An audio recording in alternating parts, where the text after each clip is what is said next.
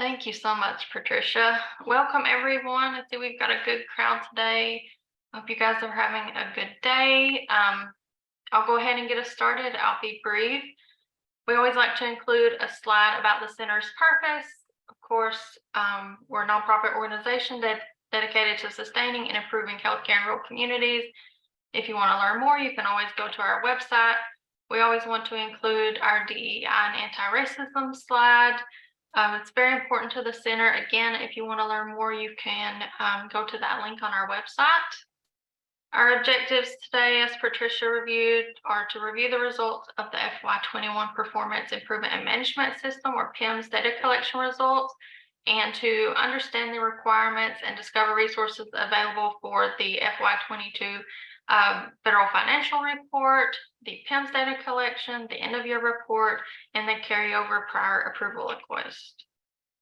So today's agenda, I'll give a quick update for TASC. We'll have Craig do a policy update, and then Maddie will give a Flex monitoring team update, and then I'll turn it over to Bria and Laura to go over all of our other objectives today. So I just want to give a quick welcome to our newest program specialist on the TASC team, Nick McRae. Nick is not new to the center. He's new to the TASC team, but prior to joining TASC, he was on the Delta team. And then prior to that, he was actually the Flex and Ship program manager for Alabama. So many of you probably already know Nick. If you don't, you'll certainly be getting to know him better through his work with TASC. So be looking for opportunities to meet and speak with Nick. We are so happy he's on board. He brings a lot of good experience. So we're happy to have Nick join us. Also wanted to thank everyone for returning your Flex Profiles form. I know the form was a little different this year. So sort of thank you for working through us with some of the issues with the form, but I think we got 100% back. So I really appreciate y'all doing that. The Flex Profiles are being updated right now. So you can expect those to be up on the website pretty soon. We're also still accepting best practices nominations through the end of this month. If you know anyone that has an innovative approach around workforce recruitment or retention, please consider nominating them. If you have something outside of workforce recruitment or retention that you think would be a really good best practice to share, please feel free to send in that nomination as well. And if you would like to talk through anything, I would be happy to have that conversation with you. Also wanted to let you all know that while the fall Flex program workshop is full, that one filled up really fast. If you have someone in your program that you know needs to attend as a new Flex employee, please let us know. You can let any of us on the TASC team know. You can even put it in the chat, and we will put them on the list for the spring workshop to make sure that they get in. So Craig, I'm going to turn it over to you. I know you don't have any slides, but Craig, I'll let you give the policy update. Great. Thanks so much for having me today. I'm going to, just go through about 5 things quickly. My camera's been acting weird. HHS, the first thing is that HHS declared a public health emergency for Hawaii in response to the wildfires. CMS provided healthcare providers and suppliers with greater flexibility in meeting emergency health needs of Medicare and Medicaid beneficiaries. These actions and flexibilities are retroactive to August 8th. The next thing I want to talk about is a new GAO report on the behavioral health services in critical access hospitals. On June 22nd, GAO published a report called Critical Access Hospitals, Views on How Medicare Payment and Other Factors Affect Behavioral Health Services.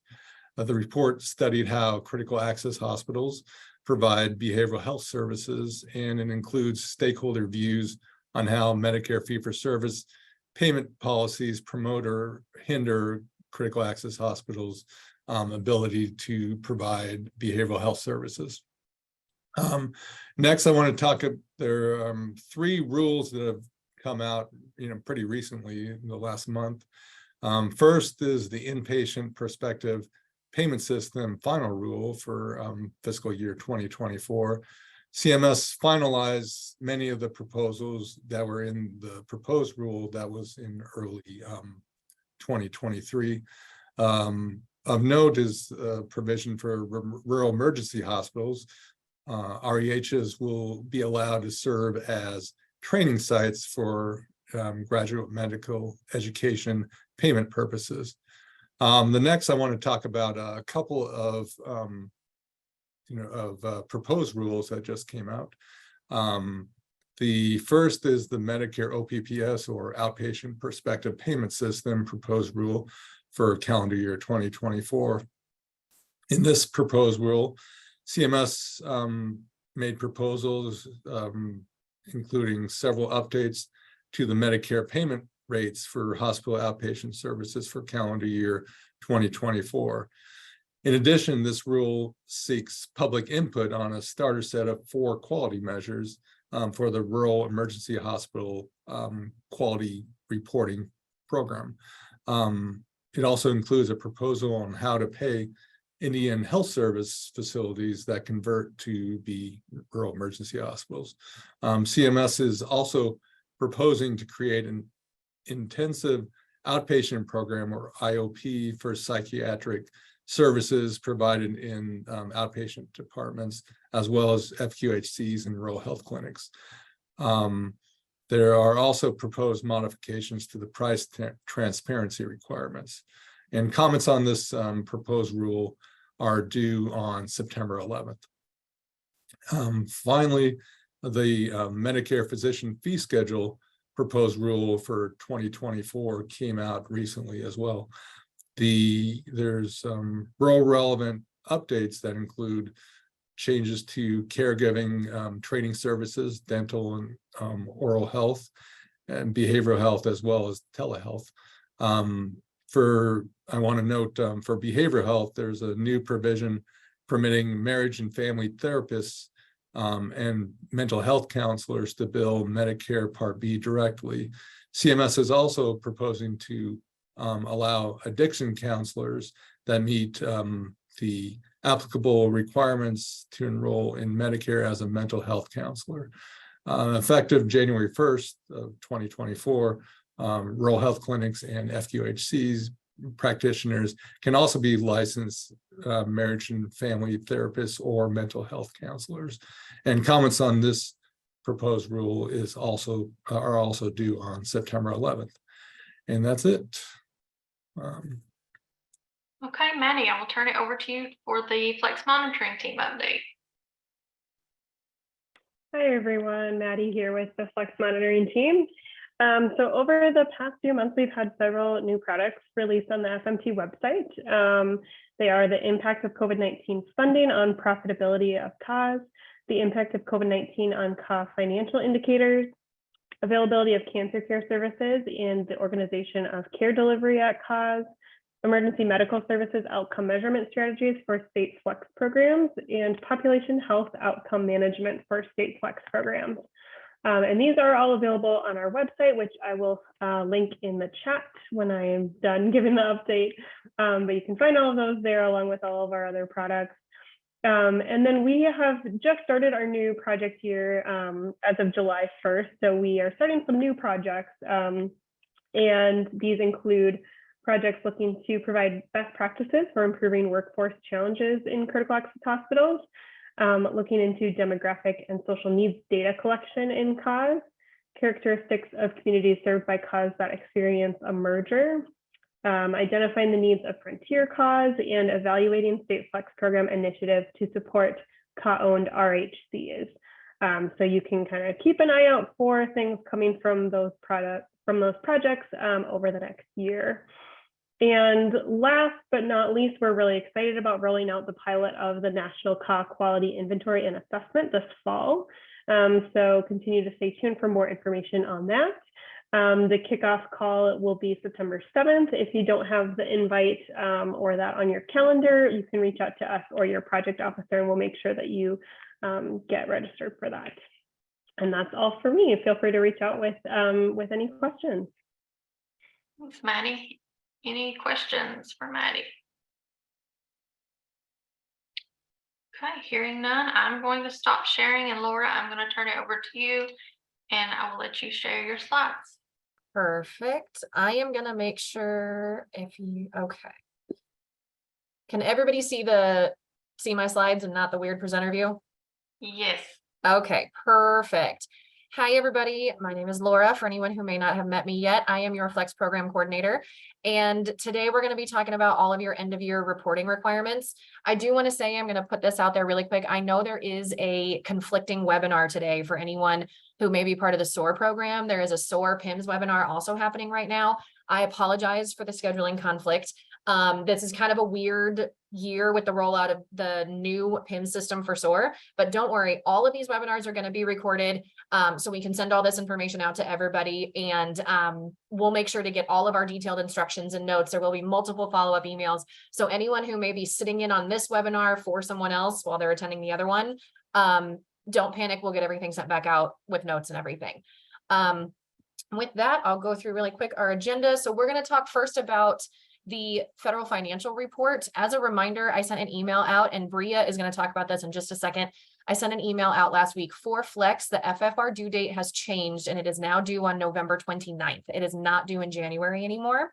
And once Bria talks about all of that, then we're going to switch gears, and we're going to talk about the PIMS results from what everybody reported last year, how to report your PIMS data for this year, how to report your end of year report along with the EMS supplements, and then going into carryover requests. So with that, I'm going to kick it over to Bria Haley, who is our lead GMS on the Flex program. Bria, whenever you're ready.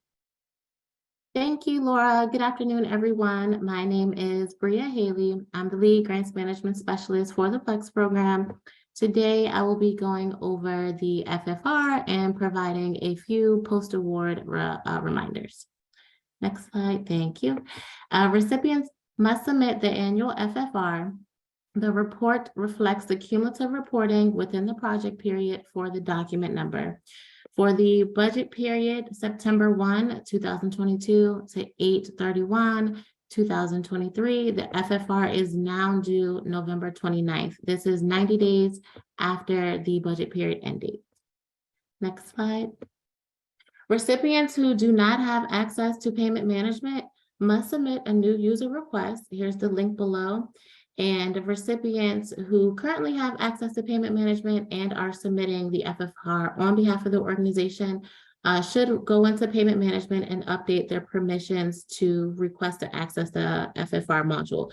This is if you were the person submitting the FFR when we used to submit it in EHB.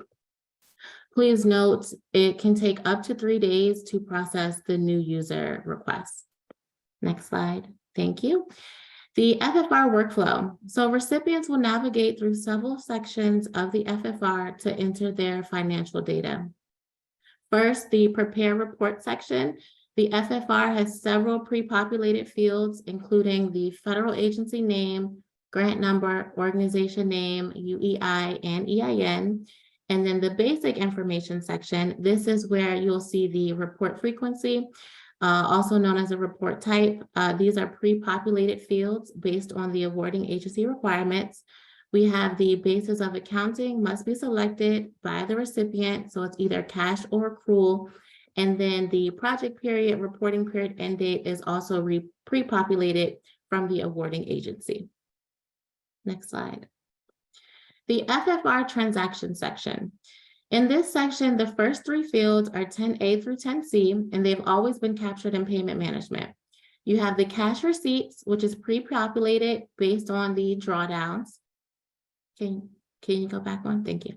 And then the Sorry about that. That's okay. You have the cash disbursements, which is pre-populated based on the disbursements last reported in payment management, and then the cash on hand, which is auto-calculated. So continuing on to lines 10D through 10H, it is very important that the information in this section is correct. Line 10D is the total federal funds authorized, which is pre-populated from the award document. Line 10E is the federal share of expenditures, which is entered by the recipient and should be cumulative for the grant document number. Line 10F is the federal share of unliquidated obligations, which is also entered by the recipient. And then line 10H is the unobligated balance. This is pre-populated, and the unobligated balance is also known as the UOB. Next slide. So the unliquidated obligations and the unobligated balance. So first, the unliquidated obligations are the costs that have been incurred but not yet paid, or costs incurred but the expenditure has not been recorded. If you have invoices that you have not paid or funds incurred that you have not drawn down yet, those are your unliquidated obligations.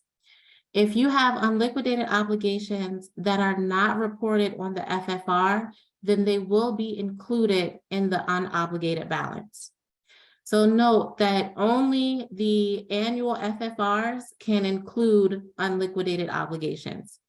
The final FFR must not include unliquidated obligations. You must liquidate all of your expenditures before submitting the final FFR. So moving on to the unobligated balance.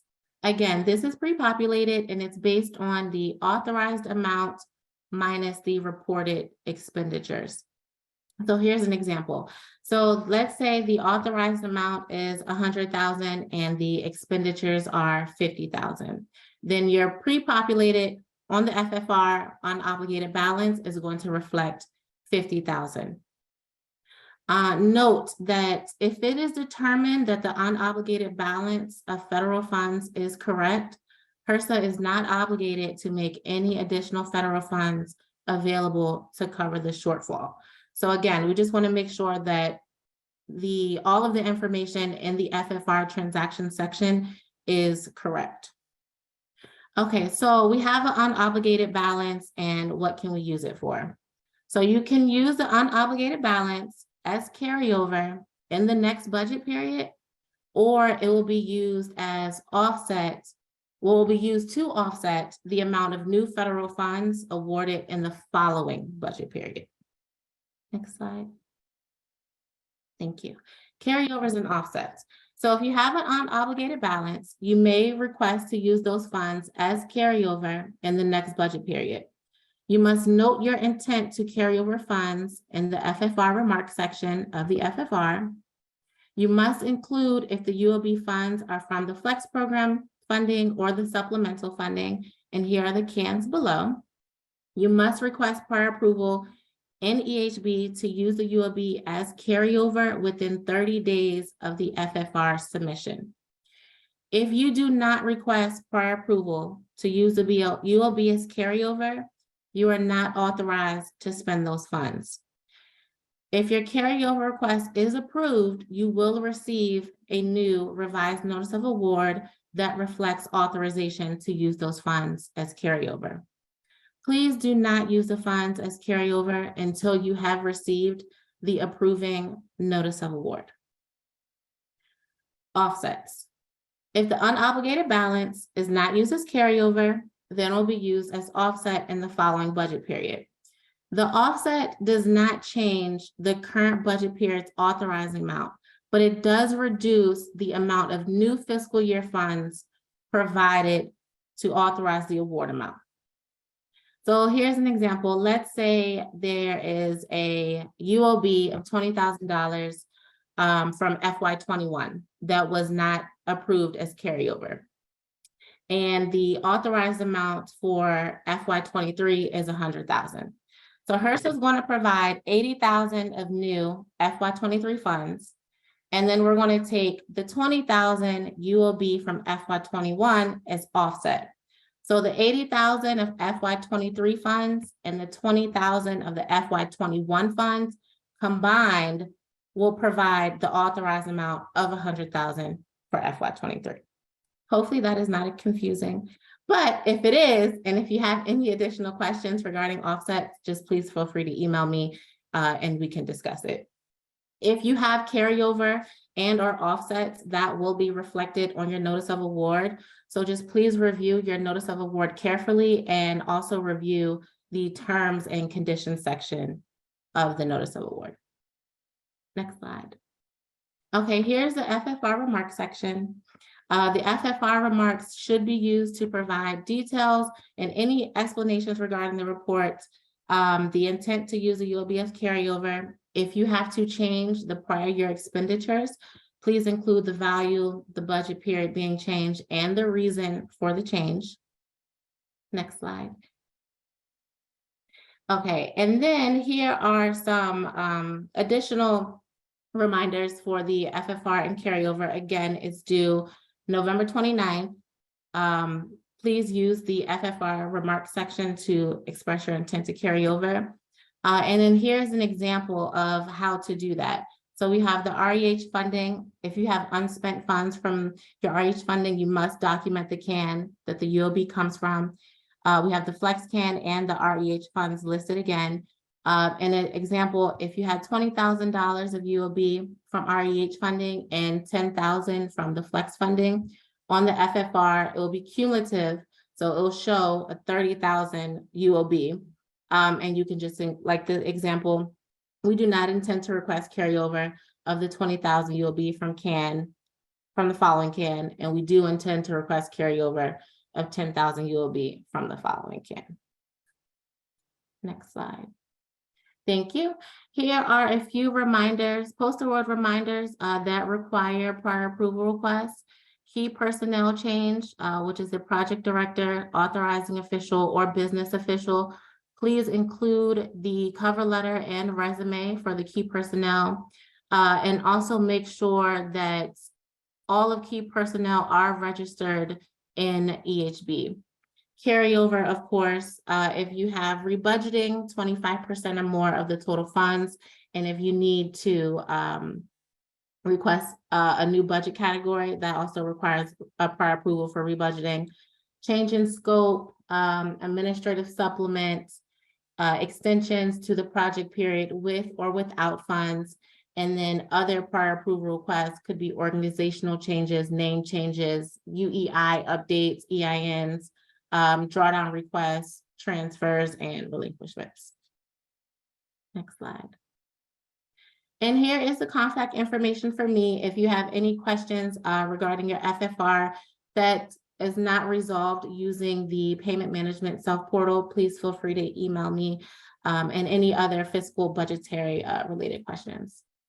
Bria, we did have a question come in the chat that I think you would be the right person to answer this. Someone asked, are purchase orders considered unliquidated obligations? Yes. Perfect.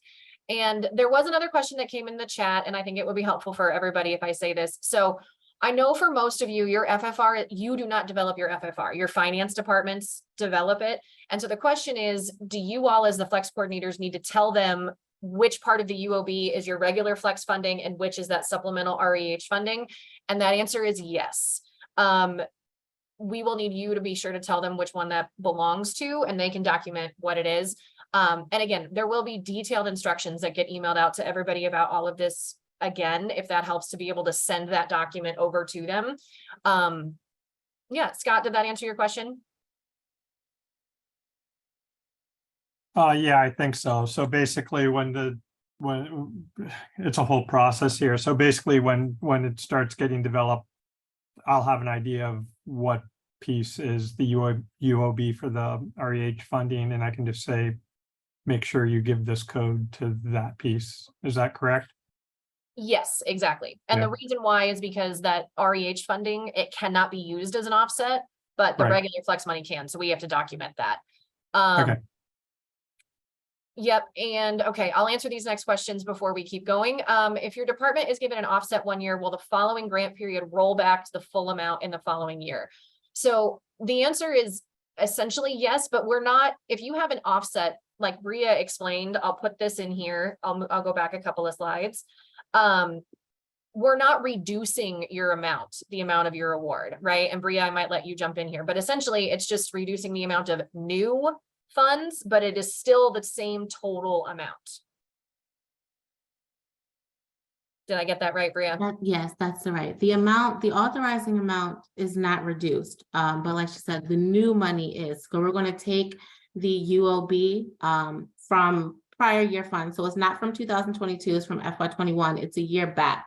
And then we'll use that to make the difference. And then total, you'll have your authorized amount, but the authorized amount is not reduced. Perfect. And the last question, will we receive new notices of award reflecting the FFR due date and carry forward due date for the current flex year? So the FFR due date is already reflected. The change is already reflected in this current NOA that everybody received. It says due 90 days after the end of the budget period. For the carry forward due date, that was a typo on our part. So no, we will not be issuing new notices of award, but that will all be put in the instructions that I send out, and everybody can send that on to their finance folks.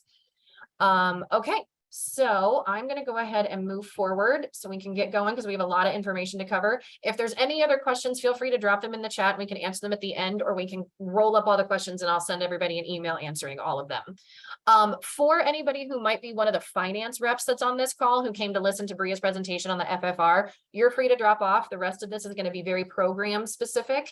Everybody else, sit tight. We're going to keep going. Thank you so much, Bria. We really appreciate it. Thank you. Thank you for having me.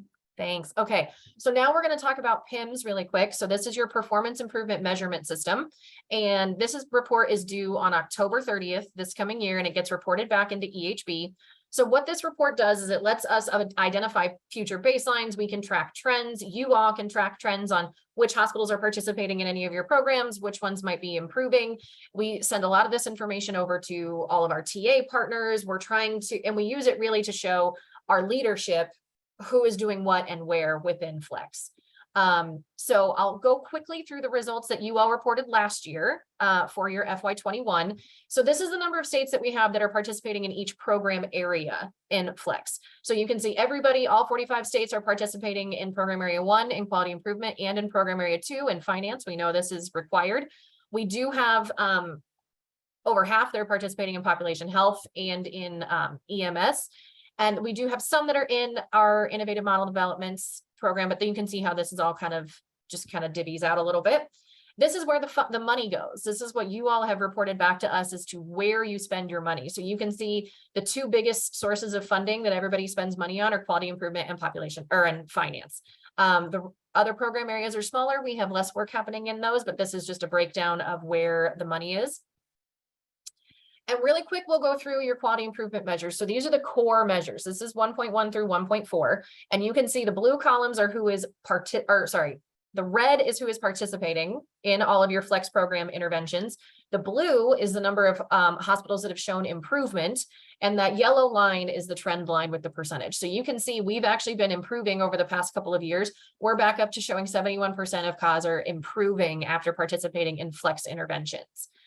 This is the same information, but for the other quality measures, the additional ones, so 1.5 through 1.8, we have a lot less hospitals that are participating in these, but you can still see over half of them are showing improvement. We'll go super quick through finance. This is particularly for 2.3 for financial improvement projects. We've got over half of your hospitals are showing improvement. We have 552 CAS that are participating, right?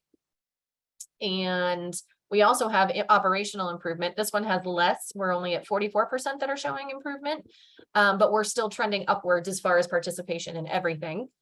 Population health is the same way. We're trending upwards again, especially on our improvement marker here of 56%. And EMS, we are really, really jumping up in the number of folks that are participating in EMS activities. So this is really exciting. And again, this is all what you report back to us. This is how, when you go in and fill out your PIMS reports and you start checking all those boxes on your hospitals, we generate all of these tables from that information. So now I'm going to go through and talk about how to report your PIMS for this coming year. And I will preface this by saying that I will go quickly through this. There's a lot of information to cover, but I do have a detailed instruction document with screenshots walking through everything, telling you how to do this. So if you've never reported PIMS before, it looks like it's very overwhelming and weird, but just take a minute, read through those directions, and then you can always send your project officer an email and we can help walk you through it. So when you go into PIMS, how do you find it? You're going to go through EHB. There is a link in here on how to access performance reports. You all will have a copy of these slides later. Your performance reports will not open until September 1st, and they are due on October 30th. So you'll have 2 months to fill them out, but you access them through EHB. And This is the instructions that I'm going to send you. This is just a brief screenshot of what it will look like when you see it. It's a big Word document, so keep an eye on your emails. One reminder, so for this year's submission that you're going to submit on it in October, this is for the year that we just completed, so for FY22. So I want to stress this should only be for your regular flex activities. We don't really have a way in the system to delineate what might be REH activities versus what might be flex activities. So please only report regular flex activities. And this also means that you should not be reporting any of your EMS supplement funding. Now, this is not if you have EMS activities that have been built into your regular flex work.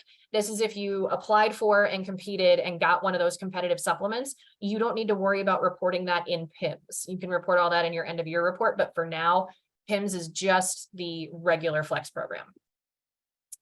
So there's 8 forms. Your screen is going to look like this screenshot here on the right. Now, just keep in mind, these forms the numbers on the forms don't match your program area. You can see here, we call quality improvement program area 1. On PIMS, it's actually number 2. And that is because number 1 is your selection page.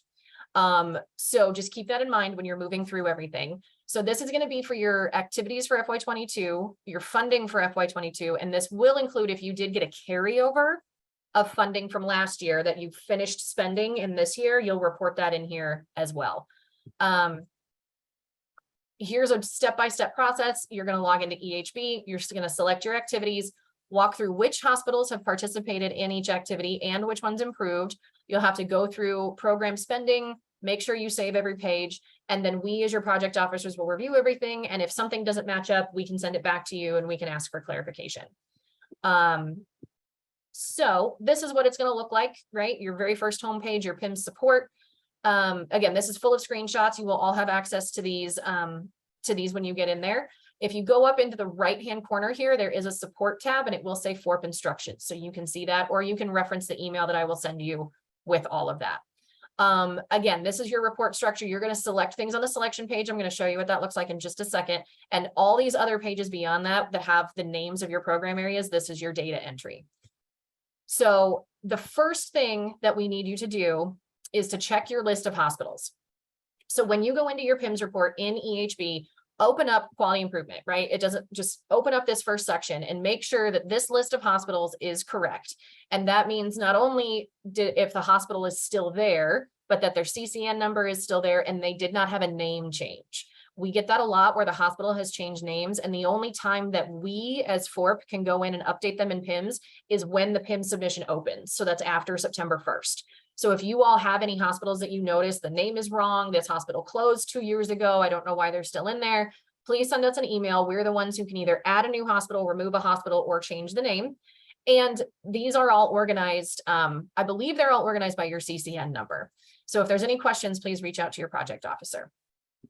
So once you've done that and you've checked your list of hospitals, you're going to select your activity categories. So this is this selection page that I mentioned, page number 1. Now, this selection, anything that you check on here, this must match your work plan. So if you have said that you're participating in all of program area 1, part of program area 2, part of program area 3, anything that you turned in on your NCC submission for FY22 that you said you would do, make it match your work plan. Now, I know you're probably going to ask me, but Laura, what if I had a project, a financial project, and then it didn't happen? The hospitals weren't interested, COVID changed things, whatever the case may be. That's okay. I'll tell you what to do later, but you still need to make sure that you check this box. This box must match your work plan. And if it doesn't, your project officer will send it back to you and have you fix it. So after that, this is where you're going to go in to enter all of your hospital data. Okay. So for everything that you select, each activity, each part of the program, or each part of your work plan, your hospital list will come up and you will check which hospitals are participating and which ones have improved. Okay. So what meets participation criteria?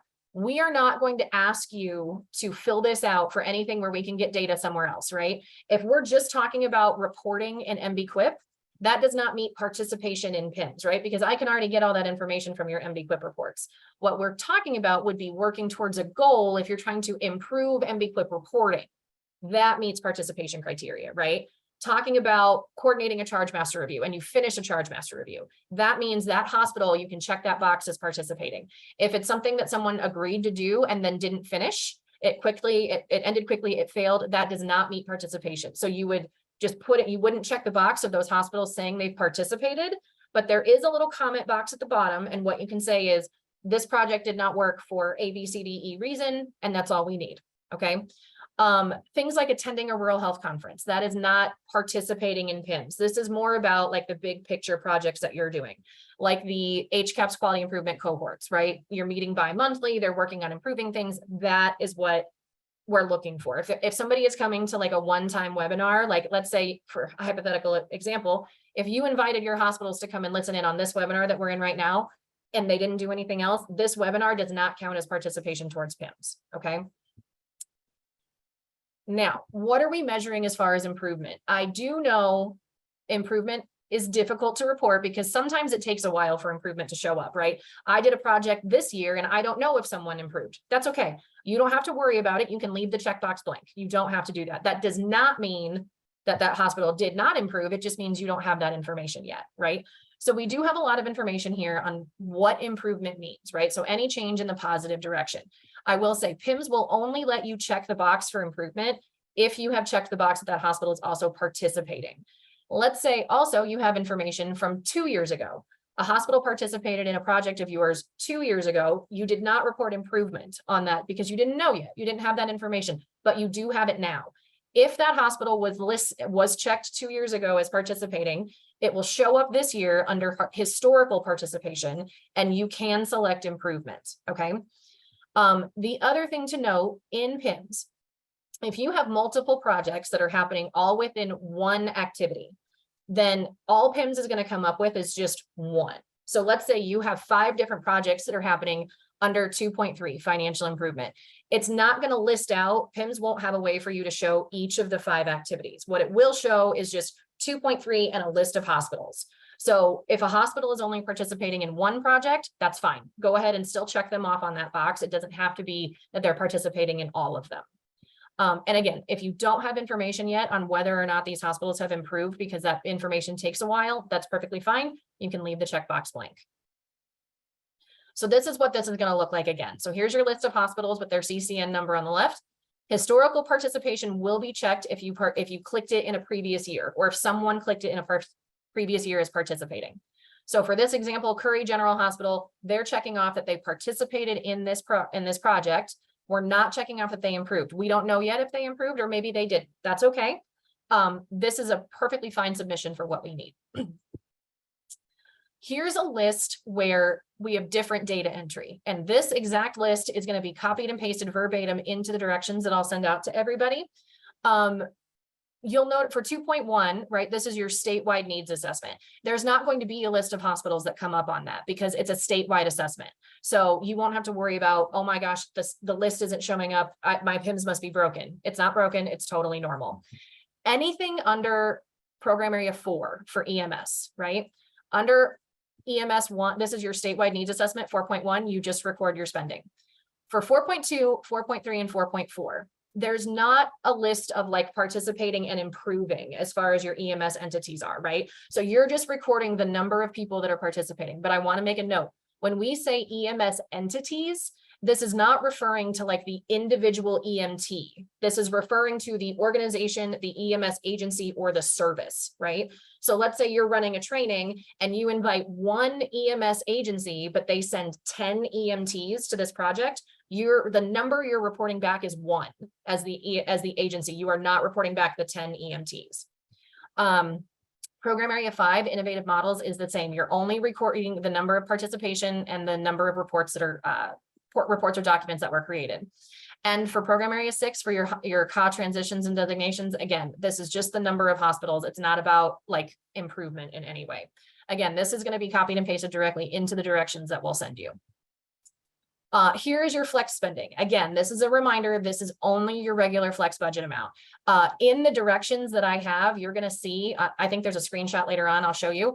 The directions I send out to everybody will have a table of your funding amounts. So if you're confused as to what is REH money, what is EMS supplement money versus what is flex, I have everything in there that you should fill out.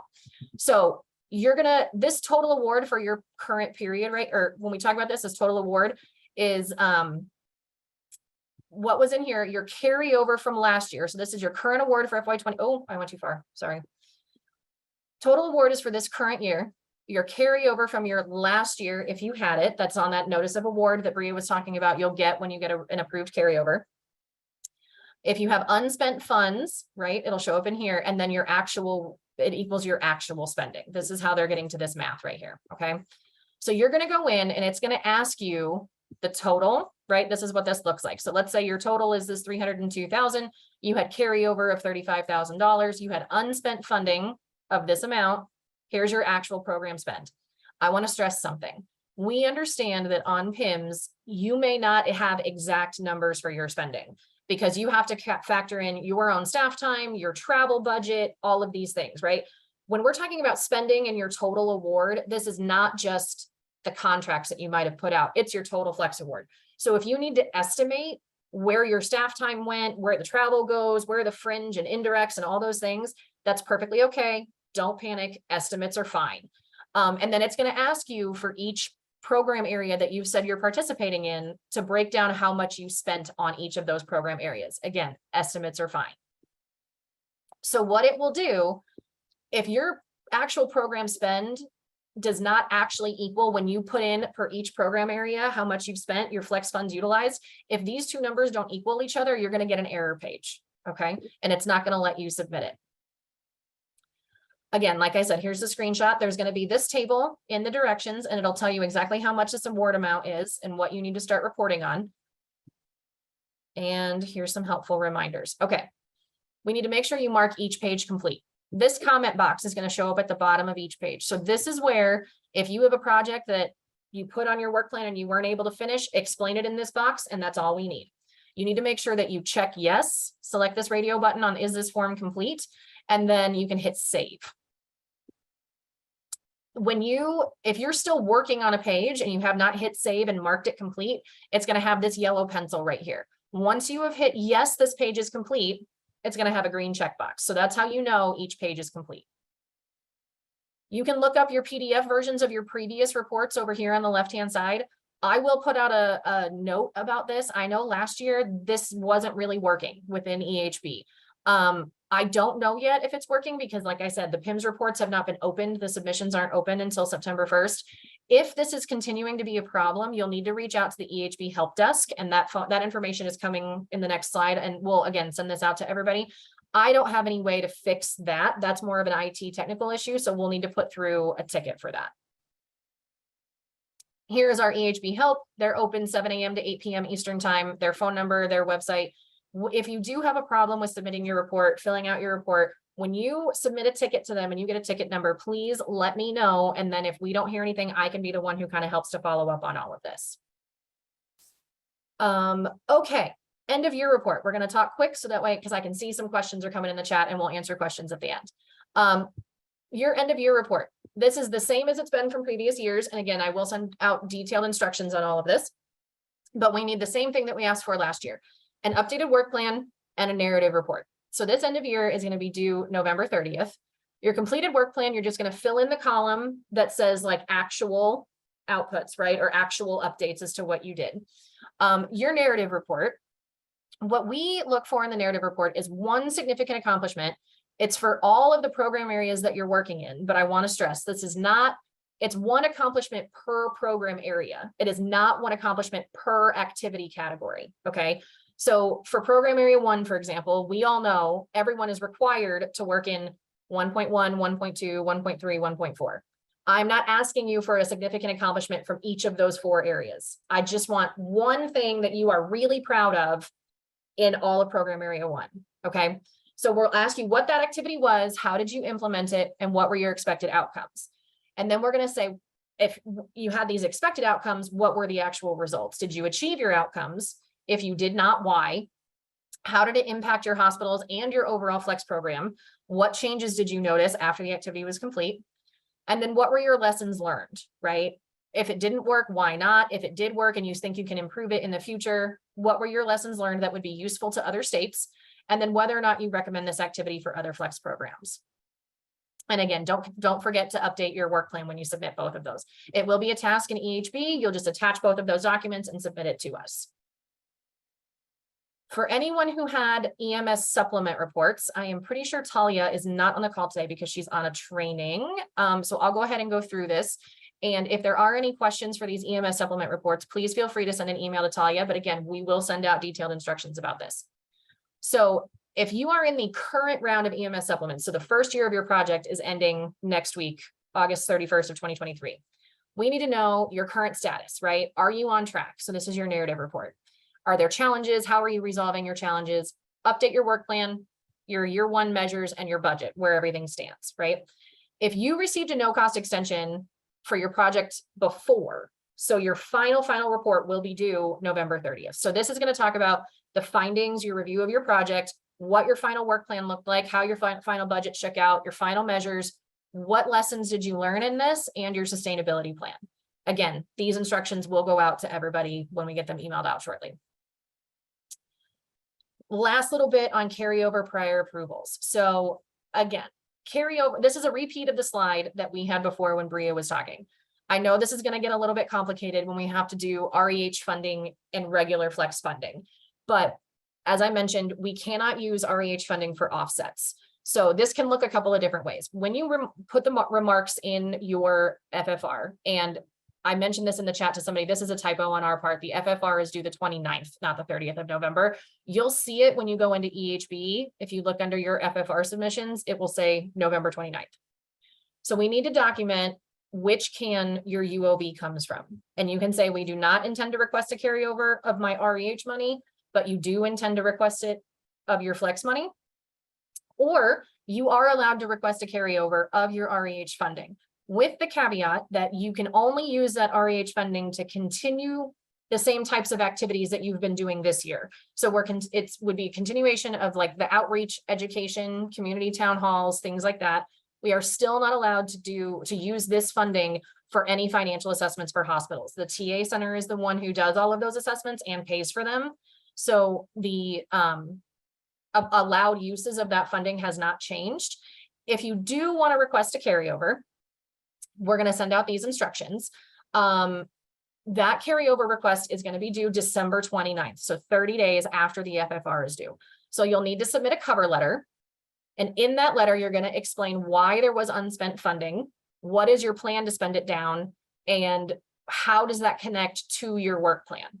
So you can use your carryover funding to complete an activity that was either delayed this year, it has not been finished and you want to finish it, or if you have an activity that you want to expand, you can do that. You cannot use carryover funding for new activities. So if you're going to request a carryover of both your Flex and your REH funding, you would use that same documentation, those same cans in the cover letter of your carryover to say it's this much from REH and this much from Flex. This is why the money was unspent and how we plan to spend down both pots of money, right? Then you will submit also another document, your budget justification. And this is for your carryover amount only. It is not for the whole budget. It's just for that amount for carryover. And in that, you will need to explain, is it going to travel? Is it going towards some kind of a personnel? Is it going towards contracts, things like that? If you are doing this in contracts, we need a breakdown under the contracts of what the project is, what your deliverables are, what your timeline is, and how that is going to get spent down. If you send in something that says, I need a carryover of $50,000 to do a financial project, the first thing that your project officer will ask you is for more information on what that financial project is.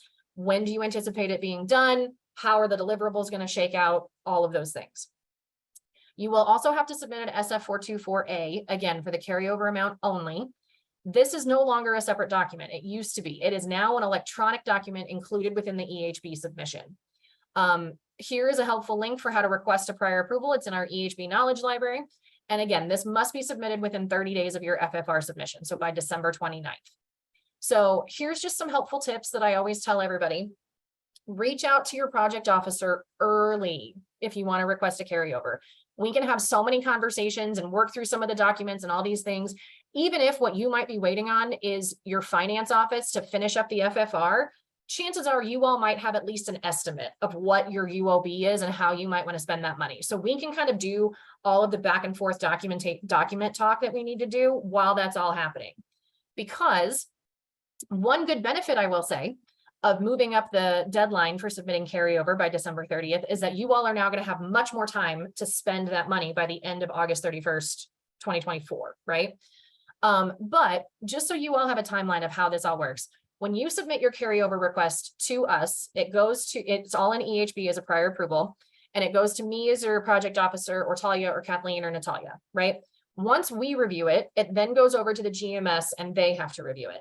However, HRSA has 30 days from the date of submission to issue a decision on that request. We get a lot of questions when things come in of like, I submitted it today, when am I going to hear my answer? When am I going to have my new NOA?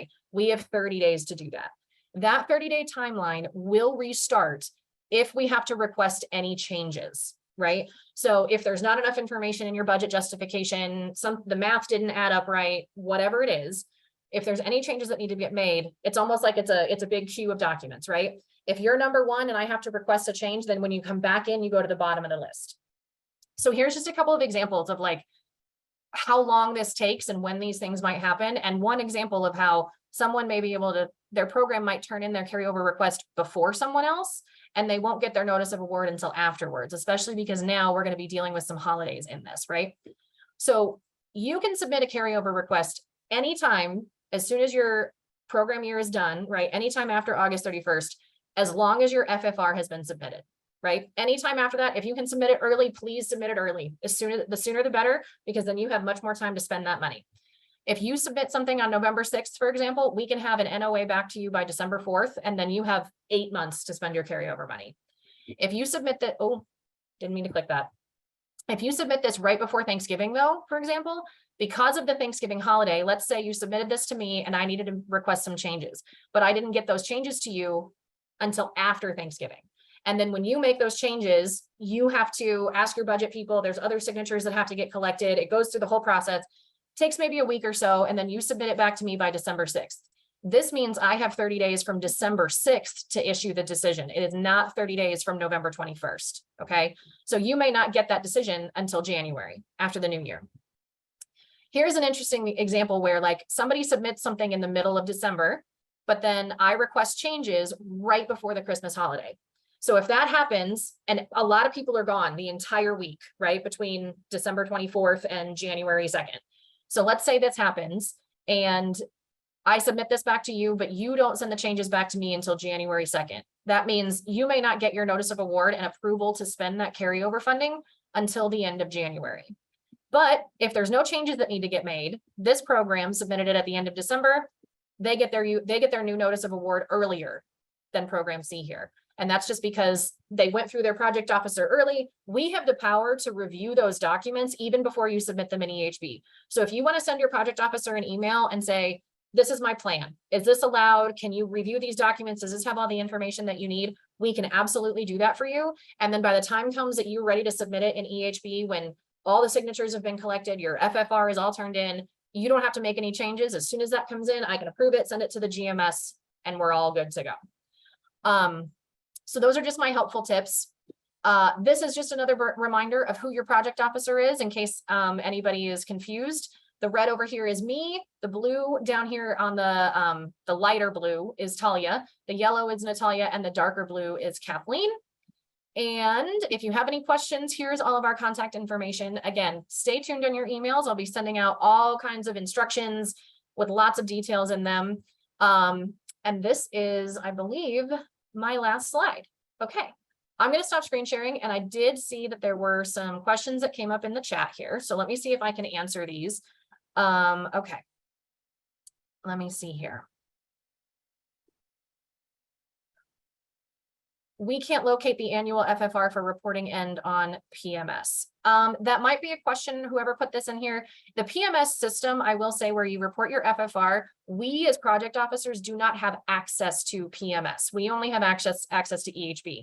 So if you have questions on that, I would reach out to whoever the assigned GMS is and have them look at it. It may very well be possible that the FFR submission is not open yet because the program year has not ended until next week. but go ahead and look in your EHB grant folder, see who your GMS is. If you don't know, I can look it up for you, and I would reach out to them because I do not have access to PMS. Okay. Jill, I have typically looked at the data, and if their measures improve, then I select improvement. Does that count? Yes, Jill, that does count. Right now, the next question, will we do PIMS for the EMS supplements? Right now, we do not have a way to delineate EMS supplement funding away from Flex, regular Flex. So for now, we don't have a way to do that, but we are working on an office-wide PIMS update. So that is a good idea. And I can run that by the powers that be to see if that's something that we can look at in the future. Okay. If we have carryover from the previous year that we can't get spent by the end of this year, by next week, what happens to that funding? So technically, you cannot request a carryover twice. If it's funding from a project 2 years ago and you still have not finished it, you technically can't request carryover twice for that funding, but reach out to your project officer, because depending on what the situation is, we may be able to like figure out something. So go ahead and reach out to your project officer if that's the case, and we can see what's happening. Does PIM still time out after 30 minutes? Yes. And I actually think it's 20 minutes and not 30. Unfortunately, that is the one downside to EHB PIMS, is that it will time out after 20 minutes. So please save your work often. We're working on getting EHB transferred over to Salesforce, where it will, or not EHB, sorry, PIMS getting over to Salesforce, where it won't time out after 20 minutes, but that's not coming until next year. So stay tuned. What if we have 2 to 3 in a program area that we are really proud of and excited about? Can we do more than 1 to a certain limit for the end of year report? Yes. I will always tell everybody, if you have more things that you're really proud of, please send them to us in those narrative reports in your end of year report. We want to see all of the really cool things that you're doing, and we take all of that information, everything that you put in your work plans, your end of year reports, your NCCs, anything that's a narrative, we write down the really cool things that you all do, and then we may use it in future to say, okay, Jennifer, you just told me that you're proud of these 2 things in quality improvement. We want to see if you can talk on a webinar next month, right? We're going to use all those things. And we do also share them up the chain with all of our FORHP leadership to say, these are the really great things that the Flex programs are doing. Is the budget tool on TASC still accurate to use in calculating these numbers? Does it need an update from last year? There's a budget tool with a link.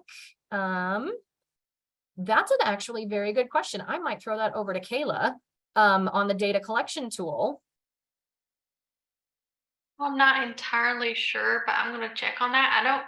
I think it should still be okay. I don't know if someone else on the TASC team knows better than I do about the tool. Hey, Kayla, it's Nicole. Hey, Nicole. Hey, I think as long as nothing significantly changed in the PIMS reporting from last year, then it should be good, but we can take a pretty quick glance at that to know for sure. I'm 90% sure it's good still from last year if nothing changed in PIMS. Yep, PIMS is the same, so perfect. Yep, should be good. Yeah, and what we can do, I can, because somebody was not familiar with this, what we can always do, I'll make sure that we coordinate me and the TASC folks when I send out the directions for how to fill out your PIMS with all the screenshots. We'll include a link to the data collection tool to make sure everybody can see what it is. Okay, the PMS helped us. Thank you, Krista, for putting that link in there. Oh, Jill, did you answer my question on EMS supplement for PIMS? Yes, I did. Right now, we cannot do EMS supplement funding in your PIMS reporting. We don't have a way to delineate what's supplement versus what's regular Flex. But we are working on a FORHP-wide PIMS update. And so if that's something that is of interest in the future, I can run it by the powers that be and see if that's something that we may be able to do in the future. And otherwise, those are all the questions that are... do an end of year report for them then, right? For EMS, yes, it's the end of year report. Okay. Yeah, but not in the PIMS report. Okay, those are all the questions that are in the chat box. Does anybody have any other questions? We still have plenty of time. I went through that very quickly. Anybody have any questions for me? Laura, I have a quick question. Of course. So last year when I did PIMS, I had no idea what I was doing. And I was looking back at the data collection tool, and I noticed that Danielle commented that she used the finance section to calculate her accurate numbers. And maybe I'm looking at the collection tool incorrectly, but it looks different than what I was working with last year. So when Caleb showed me how to use while I was at the Flex conference where you did the budget. Is that on the same? It's on the last page. Sorry, this is Danielle. Oh, I didn't go far enough. Sorry. Yeah, the financial spending report. It's That's the right only at thing the I end. use out of this tool, but it's very helpful in calculating. Yes, thank you. I just didn't go far enough on my screen. Sorry. Thank you. Blind. Laura, do you know if there's any way to get the sort of the PIMS questions in advance, or because the only reason is that you'd think after years of doing this that I get used to the fact that it times out after 20 minutes or 30 minutes or whatever it is. But the thing is that I get so wrapped up in doing the calculations that all of a sudden I forget that I hadn't saved it in 20 minutes, and all of a sudden I lose all the work that I had on there. But I thought there was a place before, and sorry, TASC, for some reason your worksheet just doesn't do it for me. I mean, for the people that it works for, great, but for me it is just not working. For some reason I did it one year and I got into PIMS and then I had to recalculate everything all over again. But again, that's just me. But so is there a way that basically we can sort of get sort of a rundown of these are the questions that are going to be asked? I mean, I know they're pretty much the same from year to year, but it is easier if I have time where I can just do the calculations. And then when I get into PIMS, I just fill it out and then I don't have to worry about the 20-minute time limit. That's a good, so I just pulled up my instructions that I'm going to send you, and I don't have, it does not have a screenshot of each individual section, but I might be able to add that in if I can. And if not, I can write it out and include it in the directions. I know a lot of times on EHB, my view and your view are different. So I'm hesitant, like if I pull it up, it might look different than what you look at, but I can write them out for you for sure. Okay. The main thing where it matters for me is not who participated and who improved. I have those numbers, those ones. It's when I start doing the budget stuff. Oh, the budget, yeah. Yeah. That's where I start getting in, okay, you need to know this, and I need to break it out this way and everything else. And I don't always remember how I'm supposed to break that out. So if I just have what I'm supposed to put in for those budget numbers, because that's the part that takes the most time in terms of calculating, and I have to remember. Sometimes I think in the past, sometimes I've gone in and printed out that screen and I forget how many pages I print out. But yeah, if there's something there that just tells me these are the things that you're gonna have to calculate beforehand, then that works out great. Yeah, absolutely. Let me see what I can pull out of my stuff. I won't be able to do that until September 1st when it opens. No, that's fine. But yeah, I'll do that when I send out all the instructions. That's a great idea. Okay, great. Thank you. That is a great idea, Scott. Thank you. One thing I did is literally set a timer on my phone and I would just save as I went along. Yeah. But that is such a great idea. And those who are new, you get every time you save, you get a new 20 minutes. So that's why you save often. But like I said, sometimes you get wrapped up in doing calculations and you just forget. And then you've lost all the work since you've last saved. So. Yeah. Any other questions, concerns?